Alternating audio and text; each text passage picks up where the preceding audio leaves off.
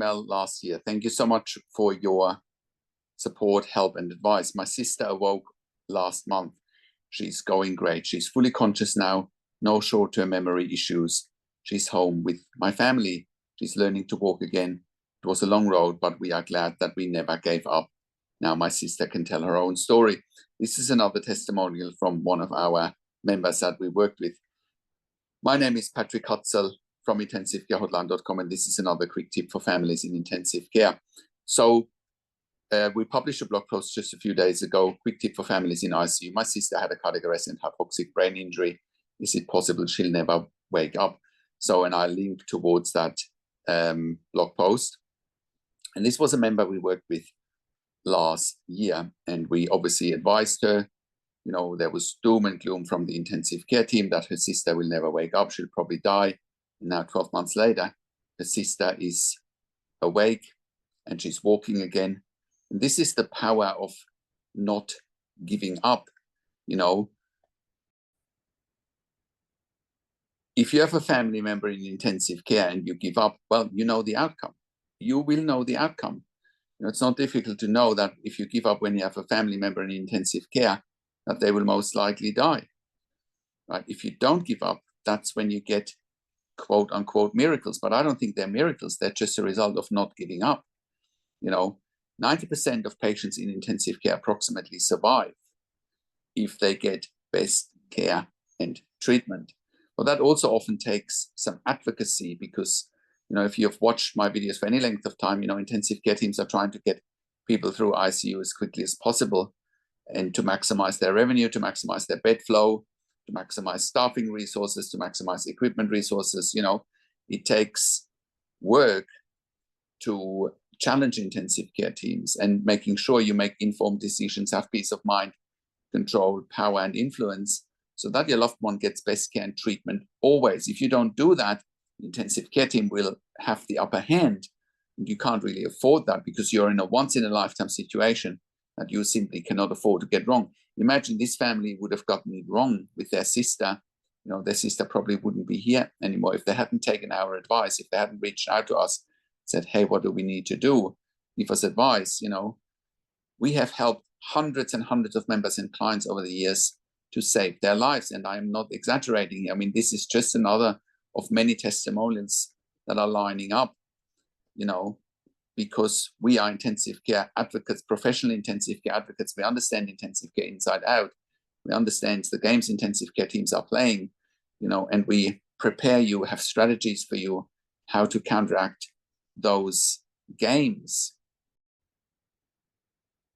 The biggest challenge for families in intensive care is always that they don't know what they don't know. They don't know what to look for. They don't know what questions to ask. They don't know their rights. They don't know how to manage doctors and nurses in intensive care, which is exactly what you're up against when you have a family member in intensive care. You know, I have worked in critical care nursing for 25 years in 3 different countries where I worked as a nurse manager in intensive care for over 5 years. And I've been consulting and advocating for families in intensive care since 2013 here at intensivecarehotline.com. And I can very confidently say that we have saved many lives with our consulting and advocacy. And you can verify that on our testimonial section at intensivecarehotline.com, where you can read our clients and members' testimonials. And you can also verify it on our intensivecarehotline.com podcast, where we have done client interviews. You know, you can listen to the interviews or watch the interviews, what our clients and members are saying. And again, it is with no exaggeration whatsoever that we have saved many lives. And that should tell you everything you need to know about the state that most intensive care units are in. You know, they're not acting in the best interest of a critically ill patient. They're acting in the best interest of their budget, of their bed management, you know, and they want to decide who lives and dies. And at the end of the day, you need to decide whether your loved one wants to live or die. It's your job, you know, and we are here to help you and walk you through it step by step, what to do, what to say, what questions to ask. You know, that's what we are here for. And that's one of the many reasons why I do one-on-one consulting and advocacy over the phone, Zoom, Skype, WhatsApp, whichever medium works best for you. and I talk to you and your families directly. I handhold you through this once-in-a-lifetime situation that you simply cannot afford to get wrong. And I also talk to doctors and nurses directly with you or on your behalf, and I ask all the questions that you haven't even considered asking, but must be asked when you have a loved one critically ill in intensive care. I also represent you in family meetings with intensive care teams. We also do medical record reviews in real time so that you can have it and get a second opinion in real time. We also do medical record reviews after intensive care if you have unanswered questions, if you need closure, or if you are suspecting medical negligence. And all of that you get at intensivecarehotline.com, where we also have a membership for families of critically ill patients in intensive care. And you can become a member if you go to intensivecarehotline.com, if you click on the membership link, or if you go to intensivecaresupport.org directly. In the membership, you have access to me and my team 24 hours a day in the membership area and via email. And we answer all questions intensive care related. In the membership, you also have exclusive access to 21 ebooks and 21 videos, live, personally written and recorded. And all of that will help you to make informed decisions, have peace of mind, control, power and influence, making sure your loved one gets best care and treatment always. And all of that you get at intensivecarehotline.com.